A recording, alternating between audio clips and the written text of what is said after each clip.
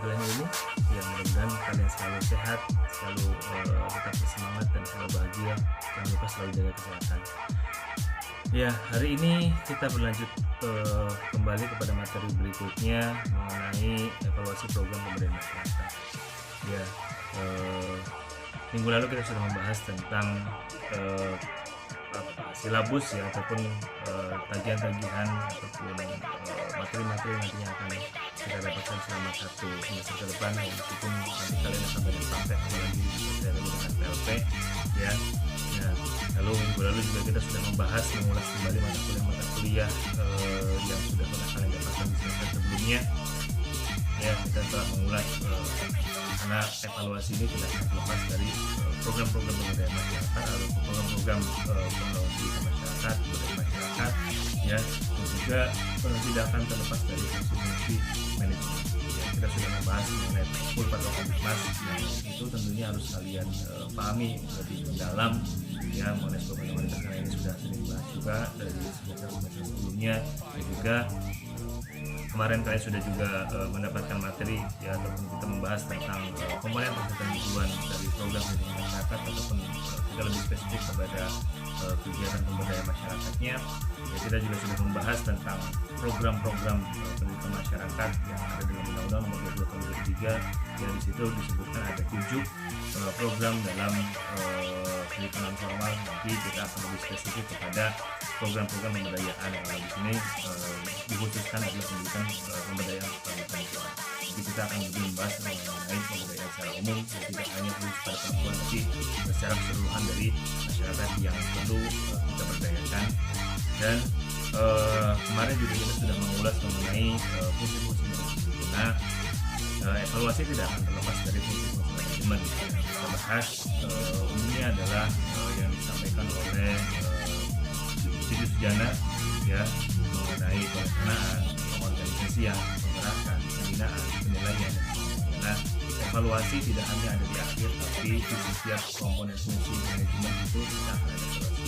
Nah, hari ini kita akan membahas mengenai konsep ataupun pengertian dari evaluasi program pemberdayaan masyarakat sebagai pengetahuan dasar sebelum kita masuk ke capaian-capaian pembelajaran berikutnya. Mudah-mudahan setelah kalian mendapatkan materi tentang evaluasi program pemberdayaan masyarakat ini, kalian bisa memahami mengenai apa yang dimaksud ya dengan evaluasi program pemberdayaan, dan juga kalian ingin bisa menjelaskan kembali program apa itu evaluasi program pemberdayaan masyarakat.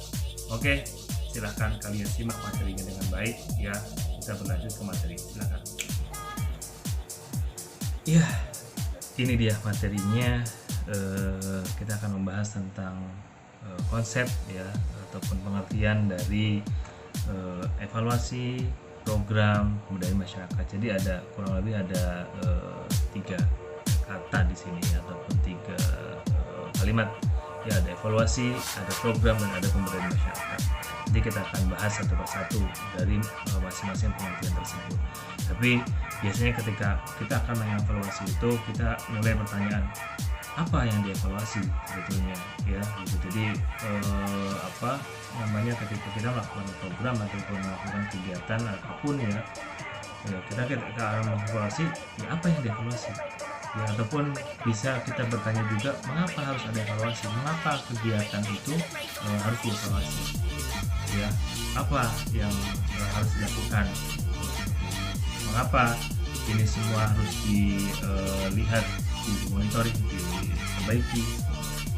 Lalu untuk apa hasilnya kalau sudah dievaluasi, untuk apa ya? Kita mulai dari pertanyaan-pertanyaan tersebut. Bagaimana cara mengevaluasinya, dengan cara apa ya, pendekatannya bagaimana gitu, untuk evaluasi, sehingga nanti akan menghasilkan hasil yang sesuai dengan apa yang diharapkan atau sesuai dengan tujuannya. Lalu yang terakhir, siapa yang nanti akan mengevaluasi ya gitu. Jadi dari pertanyaan-pertanyaan itu nanti kita akan bahas satu persatu ya, tapi kita bahas dulu tentang konsepnya ataupun pengertian dari evaluasinya. Nah, ini dia pengertian dari evaluasi ya. Evaluasi itu menurut Stephen ya, yaitu evaluation is the process ya of determining the merit, worth, and value of things, and evaluation are the product of the process. Jadi menurut Stephen itu bahwasanya evaluasi merupakan suatu proses ya untuk menentukan manfaat ataupun worth ya, harga gitu ya, terus juga value nilai dari sesuatu yang akan dievaluasi, dan juga evaluasi itu sebagai sebuah produk ataupun proses dari kegiatan-kegiatan itu. Kalau menurut Staffelbeam and Sinfield ya, evaluation is a systematic investigation of some object value. Jadi menurut Staffelbeam ini evaluasi sebagai suatu investigasi, mempertanyakan berbagai hal yang dilakukan oleh pengelola, yang dilakukan oleh pelaksana program, ya, lalu meneliti, ya, menginvestigasi itu menanyakan dengan wawancara atau secara langsung atau tidak langsung, ya, mengobservasi, melihat secara langsung, gitu. Lalu meneliti, ya, menyidik dan memeriksa secara sistematis terhadap nilai ya dari suatu objek, ya, investigation of some object value. Jadi evaluasi itu ya proses merencanakan, memperoleh, ya, lalu melaporkan dan menggunakan informasi secara deskriptif dan mempertimbangkan beberapa manfaat objek, ya, nilai signifikansi dan kejujuran dalam rangka memandu ya pengambilan keputusan ataupun akuntabilitas dapat dipertanggungjawabkan, dukungan-dukungan dari berbagai pihak yang terlibat dalam suatu program ataupun suatu organisasi, menyebarkan praktek-praktek yang efektif, dan serta meningkatkan pemahaman tentang fenomena-fenomena yang terlibat ataupun yang terjadi di dalam pengelolaan program. Lalu evaluasi menurut Alkins ini adalah aktivitas secara sistematis untuk ya mengumpulkan, menganalisis, ya, mengumpulkan data ya, seperti penelitian ya, diawali dengan collecting data, mengumpulkan data-data yang memang tersebar ya untuk dijadikan sebagai suatu informasi gitu. Ya, mengumpulkan data, menganalisis dan melaporkan informasi yang dapat digunakan untuk mengambil sebuah keputusan ya berkenaan dengan program ataupun proyek yang dievaluasi. Jadi hasilnya adalah keputusan bagaimana dari hasil evaluasi ini, apakah programnya tersebut bisa dilanjutkan atau tidak, dan lain-lain. Menurut Mehran dan Lehman, evaluasi adalah proses merencanakan, memperoleh, menyediakan informasi ya yang sangat diperlukan untuk membuat alternatif keputusan. Jadi nantinya akan ada beberapa keputusan yang nanti dijadikan sebagai kebijakan oleh penentu kebijakan ataupun sebagai pengelola programnya. Evaluasi menurut Sujana yaitu kegiatan mengumpulkan ya sama tadi collecting data, mengolah dan menyajikan data data untuk masukan ya dalam pengambilan keputusan mengenai program yang sedang dan atau telah dilaksanakan. Jadi evaluasi itu bukan setelah dilaksanakan saja kalau menurut Sujana, tapi program yang sedang dilaksanakan ataupun yang telah dilaksanakan. Jadi jalannya evaluasi yang dilaksanakan kemarin mulai dari perencanaan sampai kepada evaluasi di akhir ya, itu ada evaluasi bukan hanya di akhir setelah kegiatan selesai baru dievaluasi, tapi mulai dari perencanaan ya, pelaksanaan dan juga evaluasi itu sendiri untuk menurut beberapa pengertian dari para ahli, sehingga evaluasi itu dapat dikatakan sebagai proses yang terencana ya untuk memperoleh informasi ataupun data yang nantinya data ataupun informasi yang didapatkan itu akan dijadikan sebuah keputusan ya oleh para evaluator untuk memberikan masukan kepada pengelola program. Apakah program itu dikembangkan, apakah program itu dihentikan, ataukah program itu dikurangi juga bisa ya. Nah, itu pengertian evaluasi. Lalu kata yang kedua adalah program ya. Apa itu program? Program menurut Bernstein adalah sebuah rencana yang diteruskan terlebih dahulu ya, biasanya dengan sasaran-sasaran, metode, urutan, dan konteks tertentu. Dulu kita sempat membahas tentang pengelolaan program ya, bahwasanya program itu menurut Bernstein kan ada 3 gitu ya, ada 3 komponen ya, ada programnya itu sendiri, ada organisasi, dan juga ada pemanfaat gitu. Nah, jadi kalau 100% sebuah rencana yang diputuskan terlebih dahulu. Jadi ya memutuskan terlebih dahulu apa yang akan dilaksanakannya, siapa sasarannya, bagaimana pelaksanaannya, menggunakan metode apa, dan juga hal-hal lain yang berkaitan dengan pelaksanaan suatu kegiatannya. Kalau menurut Suharsin Aripunto ya adalah program adalah suatu unit ataupun kesatuan kegiatan yang merupakan realisasi ya ataupun implementasi dari ya apa yang sudah diputuskan ya menjadi sebuah kebijakan ya, yang berlangsung dalam prosesnya kesinambungan sustainable ya berkelanjutan, tidak hanya berhenti di satu sisi saja tapi satu program saja tapi terus menerus ya dan terjadi dalam suatu organisasi yang melibatkan semua orang. Jadi program tidak akan berjalan kalau misalkan tidak ada orang-orang yang melaksanakannya. Orang yang melaksanakannya itu masuk di dalam satu organisasi sehingga ada pembagian tugas yang tepat dari orang-orang yang ataupun sumber daya manusia yang ada di dalam organisasi tersebut sehingga programnya dapat terlaksana dengan baik. Program menurut Suherman dan Sukhjaya adalah suatu rencana kegiatan yang dirumuskan secara operasional. Jadi operasionalkan programnya apa saja yang direncanakan, programnya manfaat apa yang akan dirasakan oleh masyarakat, bagaimana metode dan tekniknya, dan siapa saja yang berperan di dalam masing-masing kegiatan tersebut. Gitu. Ya, jadi harus secara operasional dengan memperhitungkan segala faktor yang berkaitan dengan pelaksanaan dan pencapaian tersebut. Dipertimbangkan kelemahan dan kelebihan ketika program tersebut dilaksanakan, ya dipertimbangkan ketika melibatkan orang-orang yang ada dalam organisasi tersebut secara keseluruhan ataupun hanya sebagian saja, mempertimbangkan tentang kondisi lingkungan yang ada di sekitar untuk dijadikan sebagai proses pembelajaran. Ya. Lalu kata yang ketiga adalah pemberdayaan masyarakat. Ya, kalau menurut Parsan, pemberdayaan itu menekankan bahwa orang memperoleh keterampilan, pengetahuan, ya, dan kekuasaan yang cukup untuk mempengaruhi kehidupannya dan kehidupan orang yang menjadi perhatian. Jadi memberikan kemampuan, memberikan pemahaman, memberikan daya kepada orang-orang atau kepada masyarakat sehingga nantinya masyarakat memiliki keterampilan, ya baik itu keterampilan yang mendasar misalkan berkaitan dengan usaha ya ataupun keterampilan yang tentunya bermanfaat bagi dirinya, misalkan pemberdayaan perempuan ya, daripada ibu-ibu hanya berdiam di rumah saja. Bagaimana kalau misalkan kita memanfaatkan potensi lingkungan sekitar, banyak pohon pisang ya di lingkungan sekitarnya ya, ada pelatihan untuk mengolah membuat olahan pisang ya, misalnya menjadi sale ataupun menjadi keripik pisang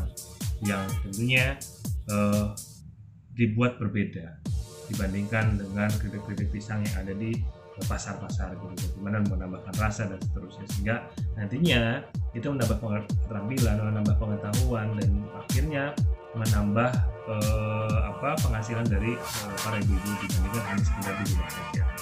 Kalau menurut Jim If, pemberdayaan itu adalah menyiapkan kepada masyarakat berupa sumber daya, memberikan kesempatan, pengetahuan dan keahlian untuk meningkatkan kapasitas diri masyarakat, baik untuk menentukan masa depannya, ya, serta ada akhirnya masyarakat dapat berpartisipasi dan mempengaruhi kehidupan dalam lingkungan sekitarnya. Gitu. Jadi dia bisa memiliki peran di masyarakat dan juga dia dapat memiliki bargaining position di masyarakat. Dia dapat terlibat dalam menentukan kebijakan. Akhirnya dia memiliki kepercayaan diri yang lebih tinggi dibandingkan sebelumnya. Dia dapat berperan di lingkungan sekitarnya. Nah, lalu berikutnya pemberdayaan menurut Muljarto ya adalah suatu upaya untuk membangun eksistensi pribadi, ya, keluarga, masyarakat, bangsa, pemerintah, negara, dan data nilai dalam rangka proses aktualisasi kemanusiaan yang adil dan beradab, ya, yang terwujud di berbagai kehidupan politik, hukum, pendidikan dan lain sebagainya. Jadi ketika dia sudah bekerja, pada akhirnya dia bisa memiliki kemampuan untuk berkontribusi di lingkungan sekitar, tidak hanya di dalam keluarga ya, tapi dia dapat berkontribusi di lingkungan sekitarnya, baik itu kaitannya dengan politik, ya hukum, pendidikan dan lain sebagainya, yang membutuhkan kebijakan ataupun pengambilan keputusan yang dilakukan oleh orang yang sudah berdaya gitu. Ya, sehingga bermanfaat bagi lingkungan sekitarnya ya. Jadi itulah orang-orang yang sudah berdaya gitu ya, sudah memiliki kemampuan untuk mengambil keputusan dan juga terlibat banyak di lingkungan masyarakat.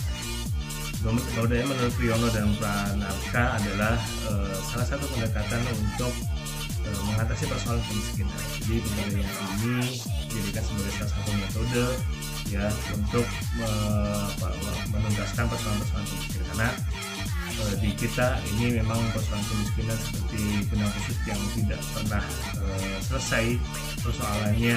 Bahkan di SDGs itu kan salah satunya adalah membahas tentang kemiskinan gitu ya, kemiskinan ataupun juga ada kaitannya pendidikan dan hal-hal lain yang ada di SDGs tersebut gitu. Terutama kaitannya dengan kemiskinan ini sangat penting sekali untuk bisa diselesaikan, dan salah satunya adalah dengan pemberdayaan, memberikan daya, memberikan kemampuan, memberikan pengetahuan sehingga masyarakat memiliki keterampilan dan dapat meningkatkan pendapatan hidupnya, dan pada akhirnya dia sudah bisa memiliki menyebarkan ataupun mengajak orang lain di lingkungan sekitarnya untuk bisa lebih berdaya dibandingkan sebelum-sebelumnya ya. Jadi mengatasi persoalan kemiskinan, mengatasi persoalan ketidakberdayaan, terutama yang berkaitan dengan perempuan ya. Jadi supaya tidak, perempuan ini kan dalam konsep gender ya, tidak dianggap selalu kaum yang nomor 2 gitu ya, tapi dia bisa lebih memiliki potensi, karena perempuan itu kan memiliki potensi juga sehingga dia nanti bisa berdaya.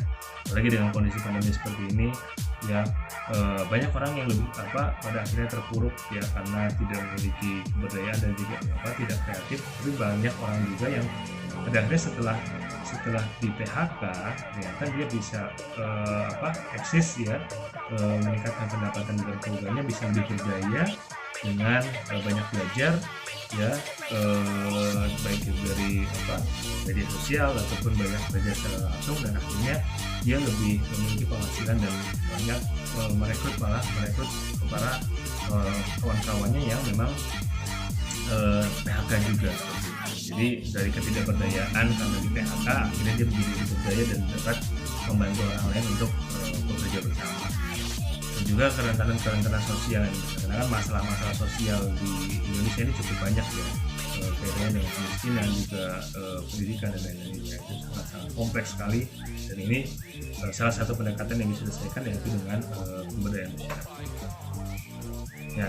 Nah, lalu menurut Edi Soeharto ya, pemberdayaan itu merupakan kegiatan yang terencana dan proaktif. Jadi terencana tersusun programnya ya, dari mulai perencanaannya ya, mengorganisasikan ya, sampai mengimplementasikan program. Ya, contohnya dulu saya pernah melakukan kegiatan pemberdayaan masyarakat bagi perempuan, yaitu dengan memanfaatkan potensi lingkungan sekitar. Jadi pada saat itu melakukan kegiatan pemberdayaan di Ciamis ya, karena potensi di sekitar banyak singkong yang tidak termanfaatkan, akhirnya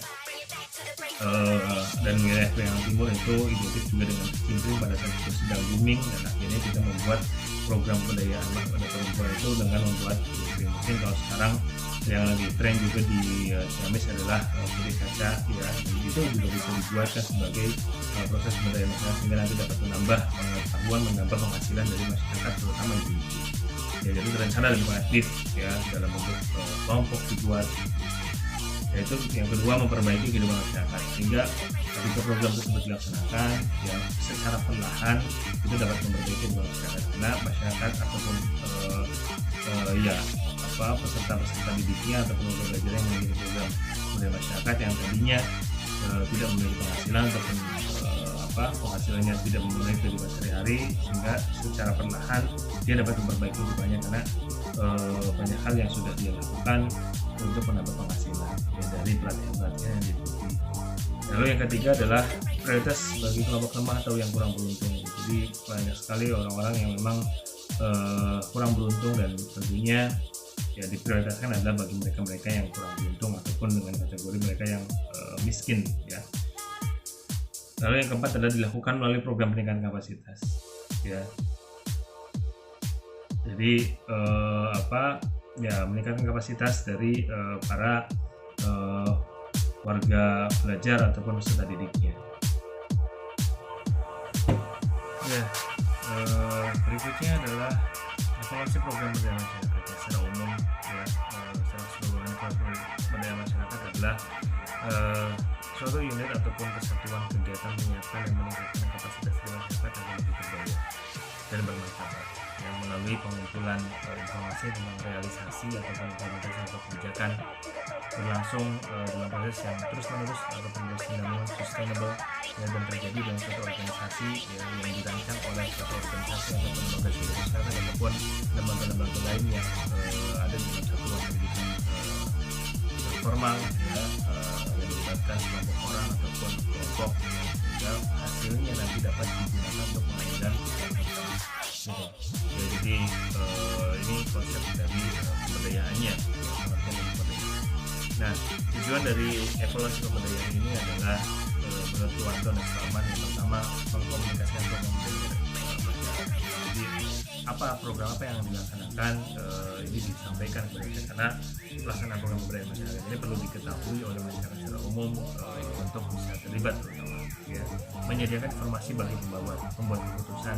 Jadi evaluasi ini dilakukan ya, dikoleksi data, dikumpulkan datanya dan dianalisis. Nah, setelah itu diserahkan kepada pengambil kebijakan ataupun pengambil keputusan ya, sehingga nanti itu menjadi informasi apa yang harus dilakukan setelah program ini dijalankan, apa yang harus dilakukan untuk program ini agar tetap eksis programnya gitu. Nanti itu akan ada keputusan.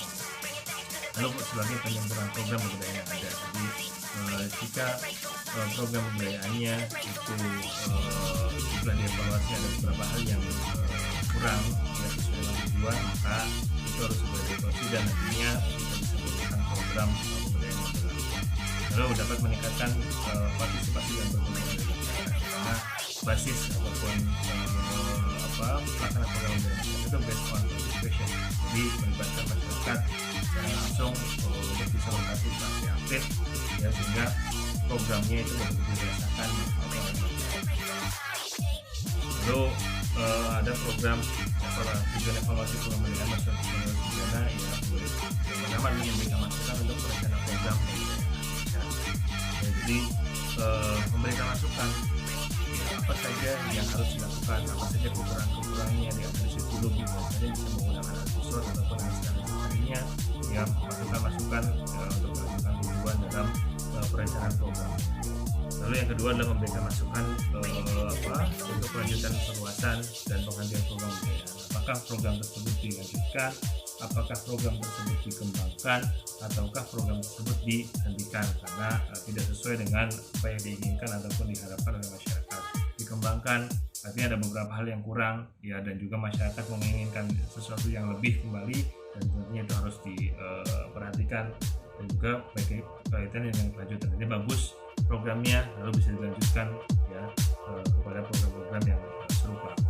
Lalu yang ketiga adalah memberikan masukan atau modifikasi program pemberdayaan. Jadi tadi kaitannya dengan perluasan atau pengembangan, sehingga perlu dimodifikasi dalam pelaksanaannya, karena ada beberapa karakteristik yang tidak sesuai dengan masyarakat, dan itu terus tentu harus disesuaikan dengan karakteristik masing-masing masyarakat.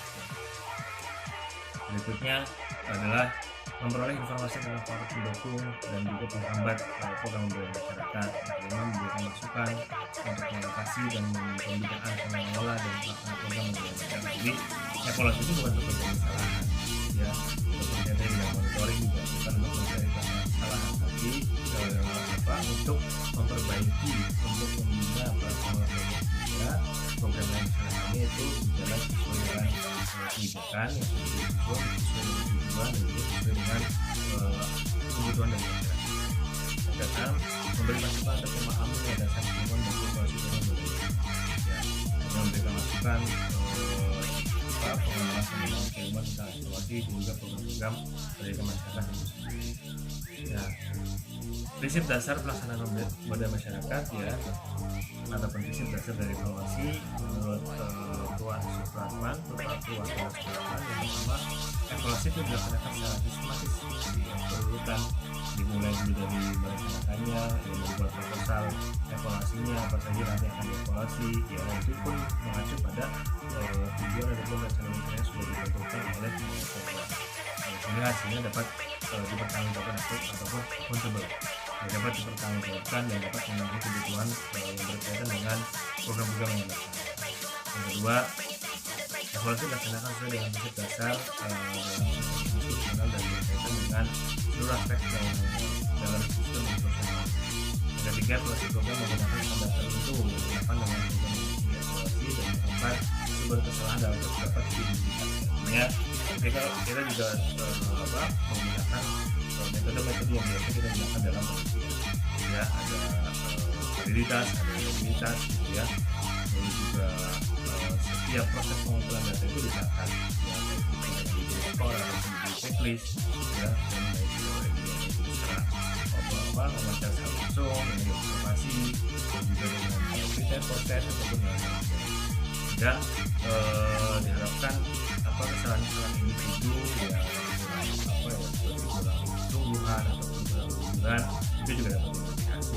Jadi kan evaluator itu pun bisa bersikap jujur dan juga padanya tanpa memihak pada para program. Yang kelima adalah kesalahan dapat dikurangi, ya, mengetahui sumber-sumber kesalahan, ya. Kesalahannya dapat fungsi dari evaluasi ini jadi untuk mengurangi kesalahan-kesalahan, karena kita mencari kesalahan-kesalahannya, mengetahui sumber-sumber kesalahannya, tapi bukan mencari-cari, ya, gitu. Jadi sudah baik programnya tapi dicari-cari oleh evaluator kesalahan-kesalahannya, bukan, tapi untuk memperbaiki, untuk mengurangi permasalahan ataupun kesalahan-kesalahan yang terjadi. Yang keenam adalah kesalahannya dapat dihitung, kesalahan pada instrumen dapat dihitung melalui validitas dan reliabilitas. Jadi kita membutuhkan validitas dan reliabilitas untuk mengukur kelayakan ataupun mengukur jalannya program itu sesuai atau tidak dari evaluasi yang kita lakukan. Yang ketujuh adalah seberapapun tingkat kehati-hatian dalam melakukan kesalahan dapat juga terjadi. Jadi meskipun kita seteliti apapun, terkadang ada saja yang terlewat dari apa yang seharusnya bisa kita evaluasi. Jadi validitas itu kan untuk mengetahui ataupun kita instrumen dengan faktor yang seharusnya akan diukur. Reliabilitas banyak kaitannya dengan stabilitas dan konsistensi instrumen internalnya. Jadi harus ada validitas dan stabilitasnya. Itu juga kan terjadi di penelitian atau penelitian. Nah, selanjutnya ini evaluasi program community development, ya, ataupun masyarakat dan alasannya. Jadi mengapa sih harus ada evaluasi? Mengapa kita melakukan evaluasi? Mengapa Anda melakukan evaluasi? Yang pertama, evaluasi itu untuk menolong kita melihat sejauh mana pekerjaan yang telah kita lakukan, dan jika kita membutuhkan perubahan, maka pada bagian mana perubahan itu.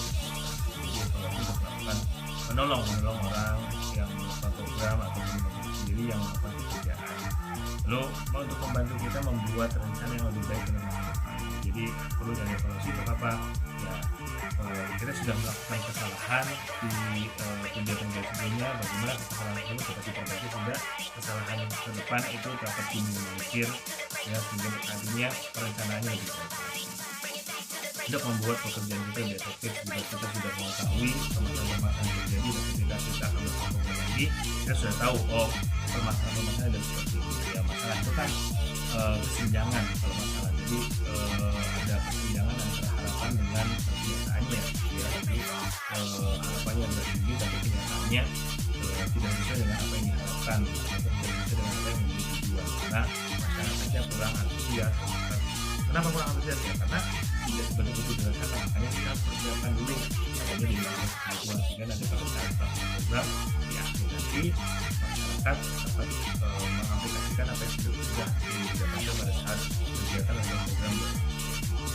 Dan terus untuk mengumpulkan informasi lebih banyak informasi untuk mengetahui pekerjaan yang kita lakukan merupakan pekerjaan pemborosan dengan perolehan yang sedikit ataukah pekerjaan yang efektif dan efisien gitu ya. Jadi apa itu harus dilakukan untuk melihat apakah tujuan yang kita capai sudah efektif atau belum. Kita dapat berbagi pengalaman ya, karena ya sudah pernah dilakukan sebelumnya, bagaimana untuk melakukan program setelah berikutnya gitu ya, untuk membandingkan program yang kita buat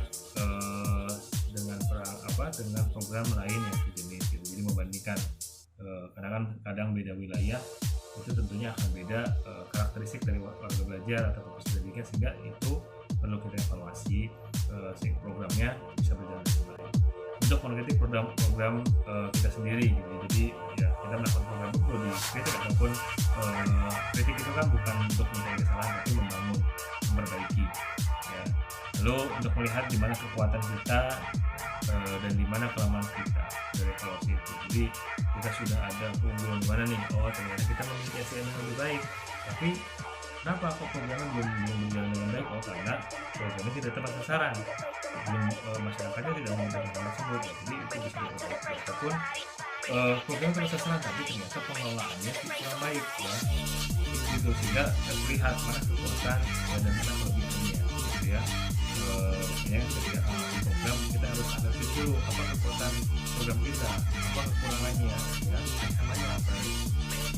Belum dapat meningkatkan metode monitoring yang kita lakukan ya. Jadi ada monitoring bisa kita lakukan, ada pendekatan untuk memperbaiki ataupun membina ya para pemain untuk mengukur pengembangan kita. Jadi yang tadi evaluasi tidak dilakukan di akhir saja, tapi dimulai dari perencanaan. Untuk apa?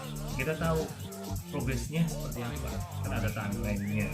Kalau kita melakukan program, progres per hariannya, progres per bulannya, per minggunya, ya perkembangannya semua. Ya, apakah programnya sudah sesuai dengan yang kita tujukan? Jadi ada progres perkembangannya. Oh ini sudah selesai, ya ada yang terlewat tidak.